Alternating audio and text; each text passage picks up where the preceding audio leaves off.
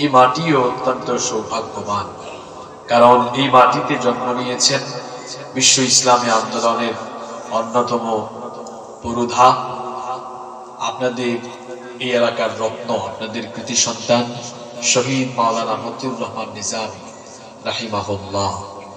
আল্লাহ তাকে শাহাদাতের সর্বোচ্চ মর্যাদা দান করেন এবং আল্লাহ তাআলা তাকে জান্নাতুল ফেরদাউস নসিব করে দেন।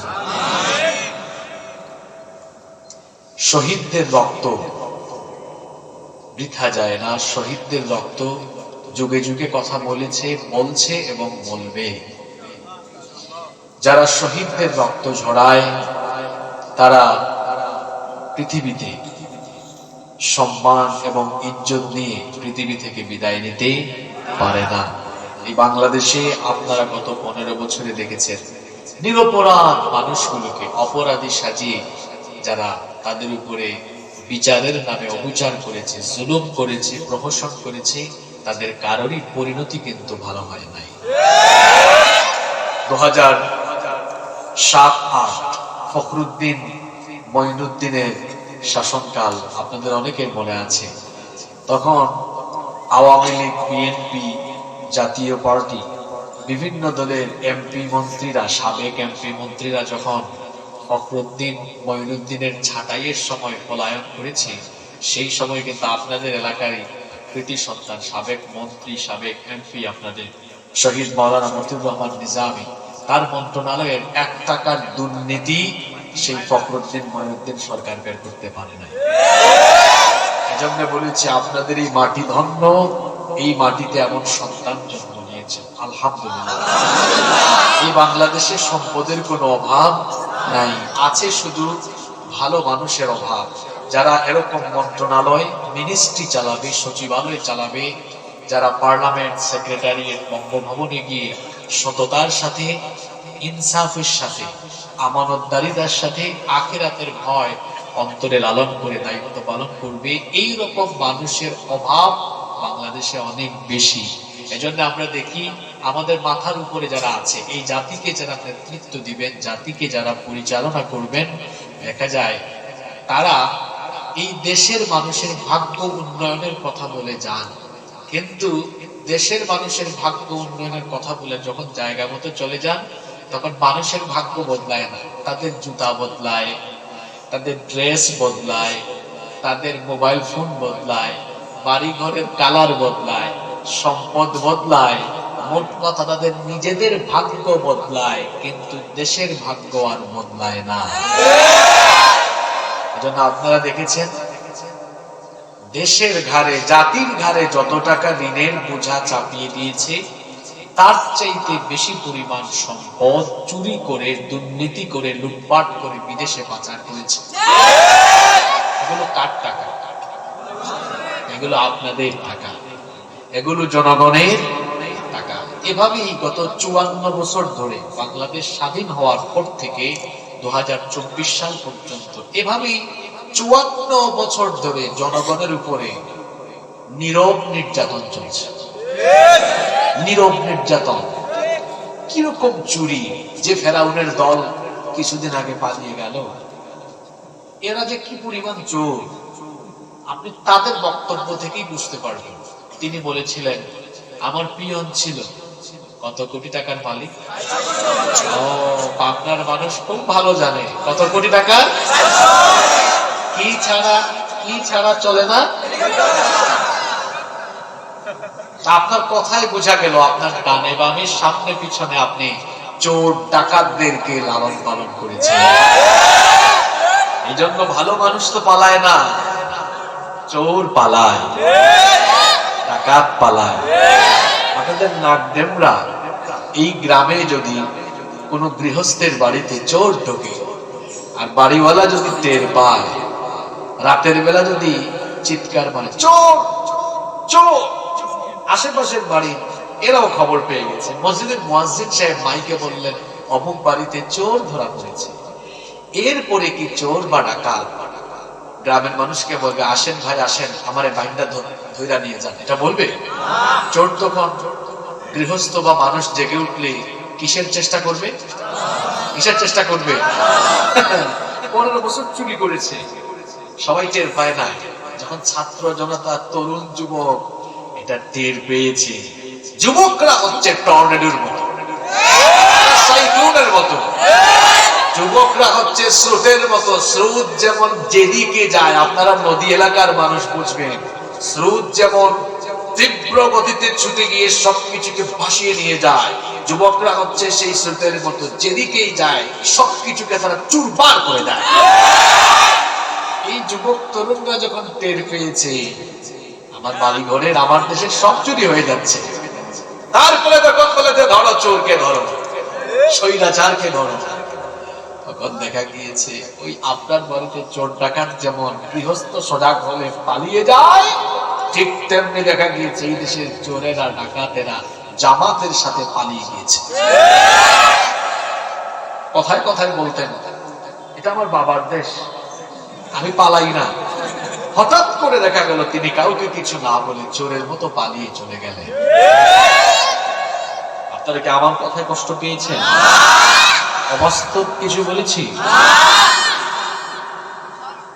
শহীদ মাওলানা মতিউর রহমান নিজামী, তিনি সহ ইসলামী আন্দোলনের আরো অনেক শীর্ষ নেতৃবৃন্দকে অন্যায়ভাবে মিথ্যা নাটক সাজিয়ে তাদেরকে বিচারের নামে অবিচার করে, প্রহসন করে দুনিয়া থেকে বিদায় করে দেওয়া হয়েছে। শহীদ আল্লামা দেলাওয়ার হোসেন সাঈদ রাহিমাহুল্লাহ, তার মতো ব্যক্তিকেও কত আজে বাজে অপবাদ দেওয়া হয়েছে। ইবলিস পর্যন্ত সম্ভবত হেসেছে, তোরা এত খারাপ কেমনে হইল। আল্লাহ তাআলা যেন জালিমদের ব্যাপারে তিনি তার সিদ্ধান্ত কার্যকর করে নেন। আরো আসতে বলেন আমিন। রাত অনেক হয়ে যাওয়ায় আপনাদের কি কষ্ট হচ্ছে? আমি তো অনেক দূর থেকে এসেছি জার্নি করে, তো জার্নির কষ্ট তো আমার মধ্যে আছে। আপনারা তো টায়ার্ড হয়ে গেলে চলবে না, আপনারা আমাকে সাপোর্ট দিবেন তো? সাপোর্ট দিবেন তো? এক আমির সাহেবের এলাকায় এসেছেন, আরেক আমির সাহেবের এলাকার মানুষ, কথা বুঝেন নাই? আমার বাড়ি কোথায় আপনারা জানেন? বলেন তো দেখি, সেখানে যার নাম ইন্ডিকেট করলাম তার নাম কি? ডাক্তার? তো ঠিক আছে, আমিরে জামাতের এলাকার আমিরে জামাতের এলাকা, তো দুই গ্রুপের মধ্যে আওয়াজের একটা ব্যালেন্স থাকার দরকার আছে না? আপনারা রেসপন্স করবেন তো? আমরা যেন শেষ পর্যন্ত ধৈর্য ধারণ করে আমলের নিয়তে প্রতিটি কথা শুনতে পারি।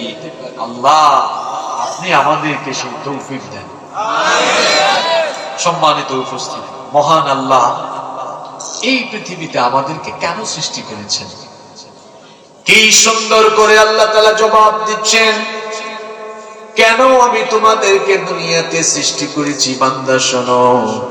কোরআনে কারীমের 51 নম্বর সূরা সূরাতুজ যারিয়াতের 56 নম্বর আয়াতে রব্বুল আলামিন কত সুন্দর করে বললেন, ওয়া মা খালাকাতুল জিন্না ওয়াল ইনসা ইল্লা লিয়াবুদুন।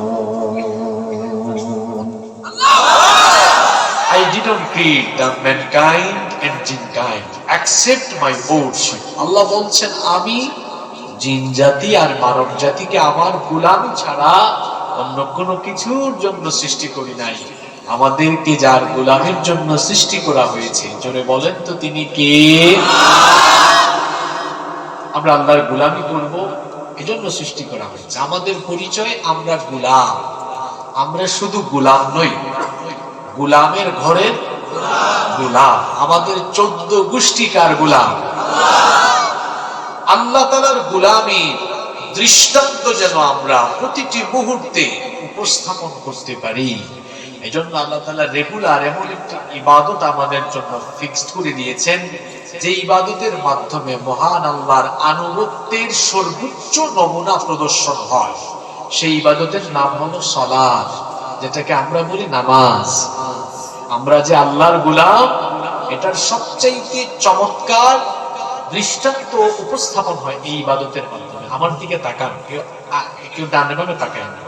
দেখেন তো নামাজে দাঁড়ান আপনারা কিভাবে? নামাজে দাঁড়ানোর সময় কি সিনা টান করে এরকম দাঁড়ান না বিনয়ের সাথে দাঁড়ান?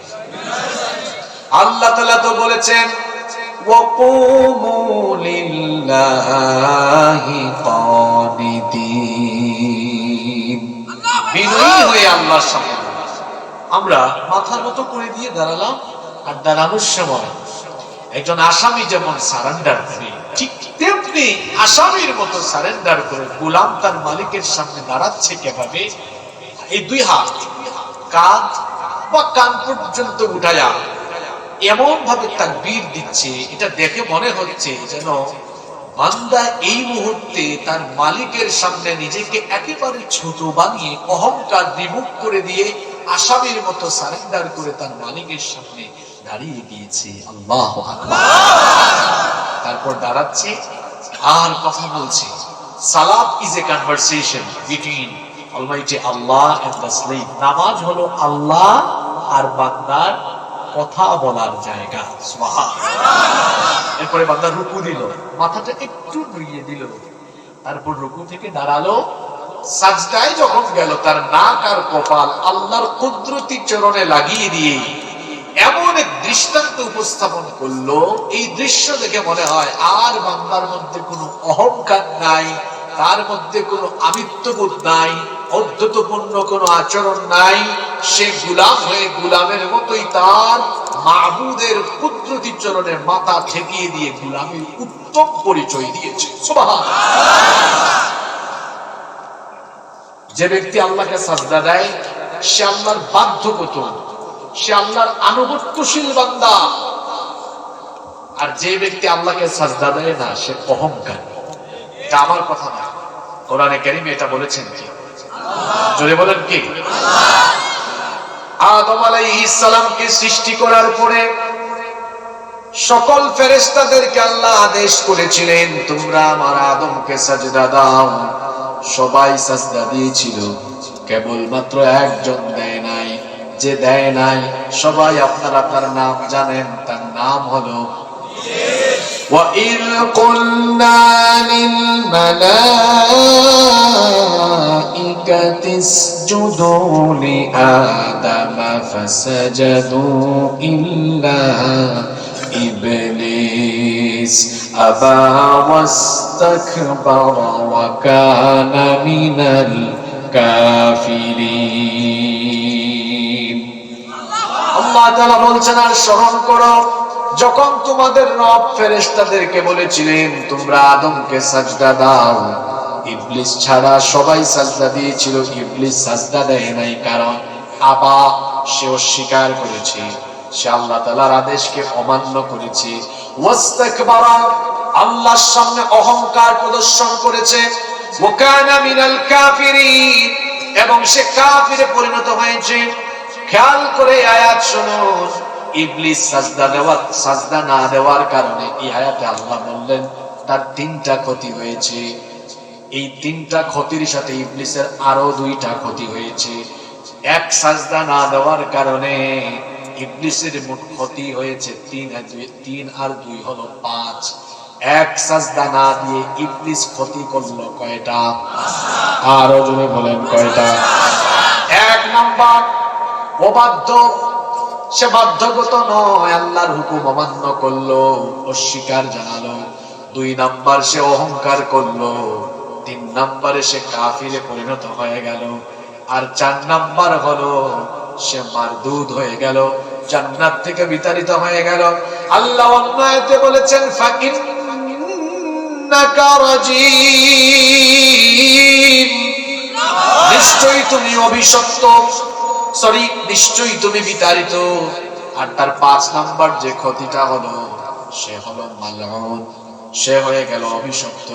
খুব খেয়াল করে শুনেন আমার বাবারা, আমার ভাইয়েরা, একটা সাজদা না দিয়ে ইবলিসের ক্ষতি হলো মোট 5টা। 1 নাম্বার সে অবাধ্য, 2 নাম্বার সে অহংকারী, 3 নাম্বারে সে কাফির, 4 নাম্বারে মালউন অভিশপ্ত, 5 নাম্বারে সে হলো বিতাড়িত।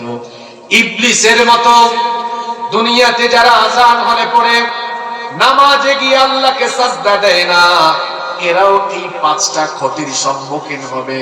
যারা বেনামাজি, যারা নামাজে যায় না, এদের জন্য ক্ষতি কয়টা? আরো জোরে বলেন কয়টা? এদের এক নাম্বার পরিচয় হলো, বেনামাজির প্রথম পরিচয় হলো সে আল্লাহর বাধ্যগত গোলাম নয়, সে হলো আল্লাহর অবাধ্য বান্দা। বেনামাজির দুই নাম্বার পরিচয় হলো সে হলো অহংকারী বান্দা। আজান হলে সে যদি সাজদা না দেয়, সে তো আল্লাহর সাথে অহংকার অদ্যতপূর্ণ আচরণ করলো। বেনামাজির তিন নাম্বার পরিচয় হলো, আল্লাহর নবী বলেছেন, মান তারাকাস সালাতা মুতাআম্মিদান ফাকাদ কাফারা, যে ব্যক্তি ইচ্ছে করে নামাজ ছেড়ে দিল সে কার সাথে কুফরি করলো? আস্তে বলবেন না, জোরে বলেন কার সাথে? বেনামাজির চার নাম্বার পরিচয় হলো, ইবলিস যেমন জান্নাত থেকে বিতাড়িত হয়েছে, ঠিক তেমনি ভাবে বেনামাজিদেরকেও জান্নাতের গন্ধ তাদের নাকের ডগায় লাগবে না। বেনামাজিদেরকেও বলা হবে খুদুহু ফাগুল্লুহু সুম্মাল জাহিমা সাল্লুহু সুম্মা ফি সিলসিলাতিন দারউহা সাবউনা দিরাআন ফাসলুকুহু। কিয়ামতের দিন আল্লাহ ফেরেশতাদেরকে বলবেন, এই বেনামাজিকে ধর, পাকড়াও কর, ডান্ডা মেরে লাগা, 70 গজ লম্বা শিকল দিয়ে বেঁধে তারপরে তাকে জাহান্নামে নিক্ষেপ কর। নাউজুবিল্লাহ। তাহলে বোঝা গেল বেনামাজির 4 নাম্বার পরিণতি হলো, আর 4 নাম্বার পরিচয় হলো সে হলো জাহান্নামী। 5 নাম্বার পরিচয় হলো, যেই ব্যক্তি ইবলিসের অনুসরণে সাজদা দেয় না, সেও হলো অভিশপ্ত, সেও হলো। এখন বলেন তো, ইবলিস একটা সাজদা না দিয়ে তার ক্ষতি হইল কয়টা? আর 5 ওয়াক্ত নামাজে আপনি কতগুলা সাজদা দেন না, আপনার ক্ষতি কি ইবলিসের মতো হবে না তার চাইতে পরিণতি আরো ভয়াবহ হবে? আরো জোরে বলেন, আরো জোরে বলেন। কি ডেঞ্জারাস কথা! মাহফিল কমিটিতে আয়োজক থাকে কিন্তু ফজরের নামাজ আদায় করে না, মাহফিলে আসে রাত 1টা পর্যন্ত আলোচনা শুনে যায় কিন্তু ফজরের নামাজটা আদায় করে না। আল্লাহর নবী বলেছেন, বাইনাল আবদি ওয়া বাইনাল কুফরি তারকুস সালাহ, আল্লাহর বান্দা আর কাফিরের মধ্যে পার্থক্য হলো নামাজ ছেড়ে দেওয়া। এই নামাজ একমাত্র ইবাদত যেটা আল্লাহ দুনিয়ায় এর বিধান দেন নাই। এটা আল্লাহ তাআলা উপরে তার নবীকে 7 আসমান পাড়ি দিয়ে সিদরাতুল মুনতাহা ভেদ করে আল্লাহ তার সান্নিধ্যে নিয়ে গিয়ে উম্মতের জন্য 50 ওয়াক্ত নামাজ গিফট করেছেন। কত ওয়াক্ত? ফিরে আসার সময় মুসা নবীর সাথে দেখা, মুসা নবী বললেন, আমার উম্মত 2 ওয়াক্ত নামাজ ঠিকমতো আদায় করতে পারে নাই, কিভাবে আপনার উম্মত 50 ওয়াক্ত আদায় করবে? তিনি বারবার ফিরে যাচ্ছিলেন। নবীজি বারবার ফিরে গিয়ে 50 থেকে কমাতে দেওয়া হলো 5 ওয়াক্ত। এরপরেও মুসা নবী বলছিলেন, আবারও ফিরে যান, কমায় আনেন, কারণ আমার উম্মত তো 2 ওয়াক্ত করতে পারে নাই। আল্লাহর নবী বললেন, আর যেতে পারবো না, লজ্জা লাগছে, এখন আমি ফিরে যাচ্ছি। কিন্তু মনে মনে চিন্তা ছিল, পেরেশানি ছিল, মুসা নবী তো আমার সিনিয়র নবী, তার উম্মত 2 রাকাত, তার উম্মত 2 ওয়াক্ত পড়তে পারলো না, কেমনে আমার উম্মত 5 ওয়াক্ত আদায় করবে? আল্লাহ তো 50 ওয়াক্ত দিয়েছিলেন, 50 হইলে তো উম্মত সওয়াব বেশি পাইতো। আল্লাহ জানায় দিলেন, নবী উম্মতকে নিয়ে তো পেরেশান হলেন কেন? 50 থেকে কমাতে যদিও আমি সংখ্যাটা 5 এনেছি, কিন্তু আপনার উম্মত 5 ওয়াক্ত যখন আদায় করবে, সওয়াব দেওয়ার বেলায় আমি এই 5 ওয়াক্তের সওয়াব আমি 50 ওয়াক্তের দিয়ে দিব।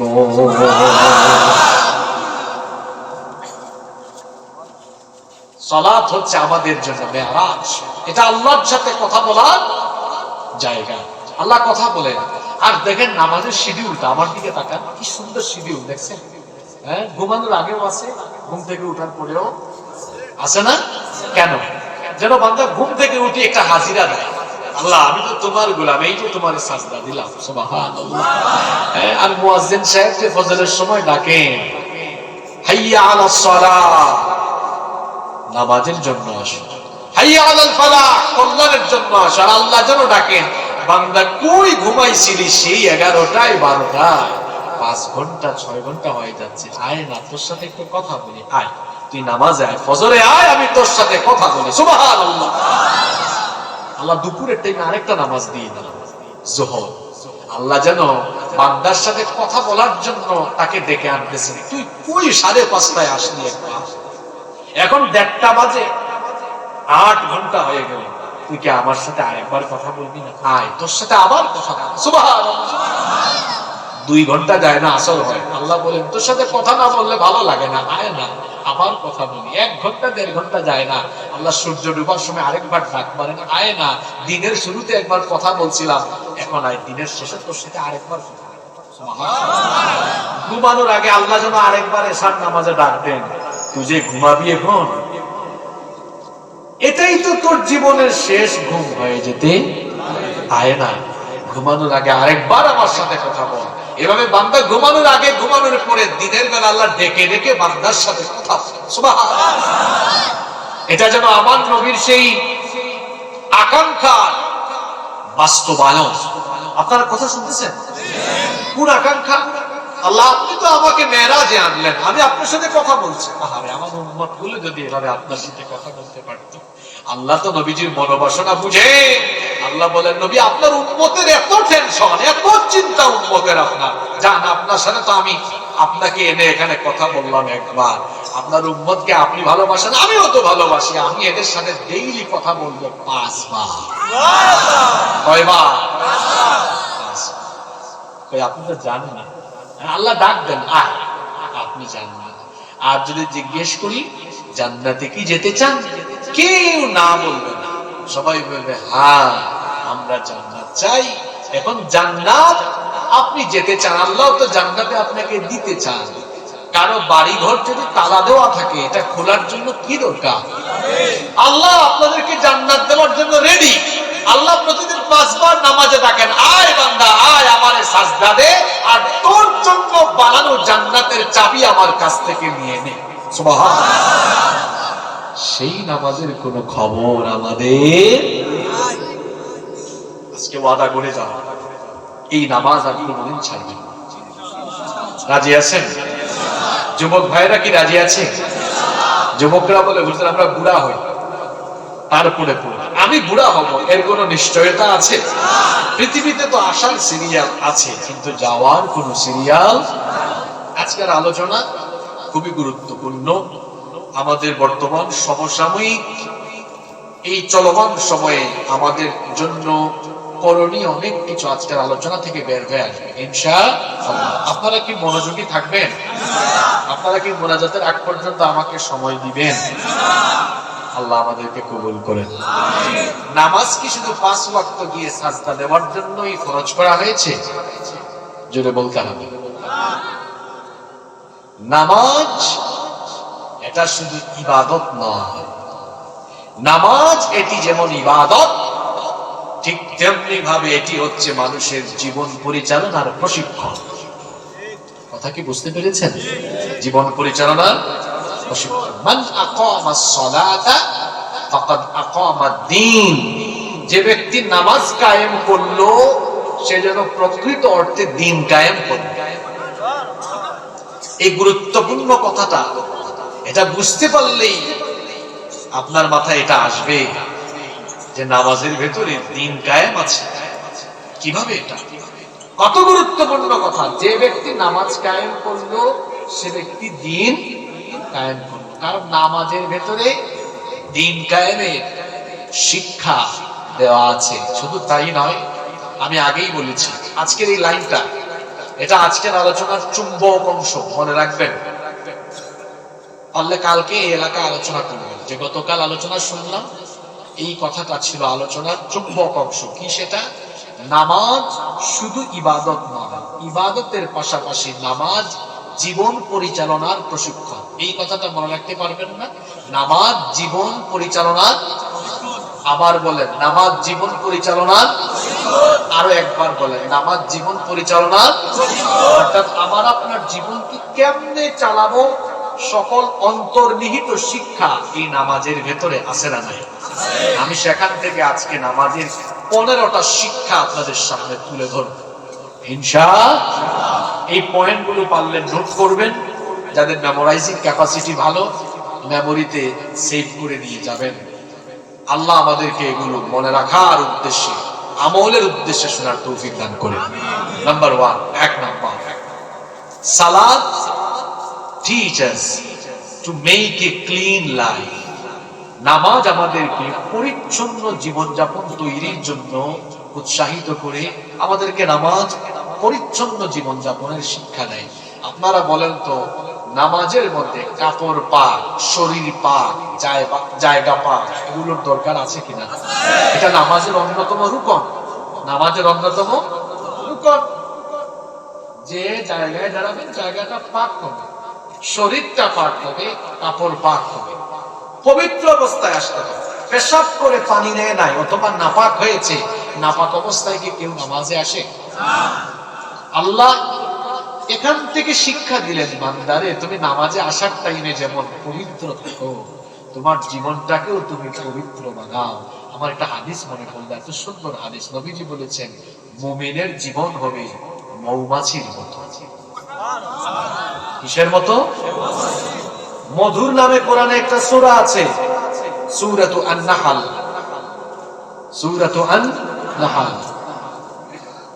মধু। আমরা অনেকেই জানি মৌচাক থেকে মধু পাওয়া যায়। মধু মৌমাছির পেট থেকে বের হয়, ইয়াখরুজু মিন বুতুনিহা। মৌমাছির পেটের ভেতর থেকে কি আসে? মধু বের হয়। আর মৌমাছি যখন তার বাহিনী নিয়ে ফুল ফল আহরণে যায়, মৌমাছির একটা বৈশিষ্ট্য হলো সে কখনো নষ্ট খারাপ কোন ফুল ফল আহরণ করে। মুমিনের জীবন মৌমাছির মতো হবে, তার মানে হলো মুমিন পবিত্র খাবে, ভালো খাবে। অপরিচ্ছন্নতার দিকে, নাপাকির দিকে মুমিন কখনো যাবে। আমরা কেমন হালালও খুঁজি না, হারামও খুঁজি না, মিক্সিং ঢুকাইয়া তারপরে আমাদের গোডাউনের ভেতরে ঢুকাই, আছে না নাই? পরিচ্ছন্ন জীবন যাপন করবে মুমিন। অর্থাৎ নামাজ এসে যেভাবে পরিচ্ছন্ন হয়ে আসে, নামাজের বাইরেও পবিত্র থাকবে, পরিচ্ছন্ন থাকবে। তার এই 3.5 হাত শরীর পরিচ্ছন্ন রাখবে।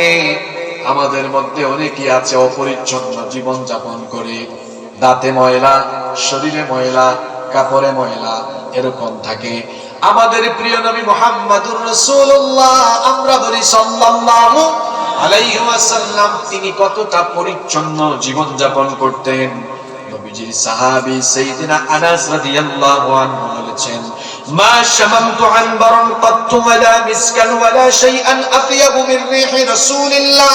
আমরা বলি সাল্লাল্লাহু আলাইহি ওয়াসাল্লাম, তিনি বলেছেন আল্লাহর রাসূল যখন আমাদের কাজ দিয়ে যেতেন, আল্লাহর নবীর দেহ মুবারক থেকে এমন সুগন্ধি আমরা পেতাম, মনে হতো যেন সেই সুগন্ধি মেশকে আম্বরের সুগন্ধির চাইতেও আরো উত্তম। এখন বলেন তো মানুষের শরীর থেকে সুগন্ধি আসে পরিষ্কার থাকলে না অপরিষ্কার থাকলে? আমার নবী পরিষ্কার পরিচ্ছন্ন জীবন যাপন করতেন, খুব গুছানো পরিপাটি ছিল তার জীবন। পরিষ্কার পরিচ্ছন্ন কাপড় চোপড় পরিধান করতেন, এতটা স্মার্ট তিনি ছিলেন। একবার দুইবার নয়, প্রত্যেক দিন আমার নবী মিসওয়াক করতেন 7 বার। সুবহানাল্লাহ।